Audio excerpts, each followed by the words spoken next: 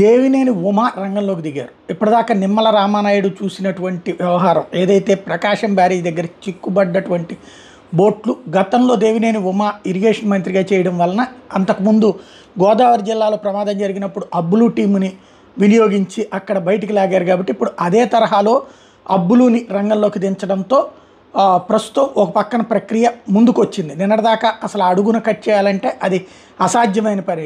దాదాపుగా గంట సేపు అట్లాగా స్కోబా డ్రైవర్లు దిగరగలరు, కానీ వాళ్ళకి అదంతా కట్ చేయడం అనేది అంత సులభం కాదు. అది చాలా పెద్ద పెద్ద పడవలు కాబట్టి. అలాంటి సందర్భంలో అబ్బులు టీముని రంగంలోకి దించారు. అబ్బులు టీం ఏమో ఒక పడవని అవతలకి లాగగలిగింది. అది కాస్త బోల్తా పడ్డతో ఇబ్బంది అయితే ఇప్పుడు బోట్ల తొలగింపు ప్రక్రియని స్వయంగా మాజీ మంత్రి దేవినేని ఉమ పర్యవేక్షిస్తున్నారు. కట్టైన బోట్ని 20 మీటర్ల ముందుకు లాగారు సిబ్బంది. మరో 20 మీటర్ల ముందుకు లాగిన తర్వాత కొత్త విధానం అమలు చేయబోతున్నారు. 2 పడవల సాయంతో కట్టైన బోట్లను లాక్ చేయబోతున్నారు. ఈరోజు కట్టైన బోట్ని బయటికి తీస్తామంటున్నారు అబ్బులు టీం. అన్ని బోట్లు తీయడానికి 4 రోజులు టైం పడుతుంది. ఓవరాల్గా అబ్బులు టీమే ఈ మొత్తం వ్యవహారం చేయబోతోంది.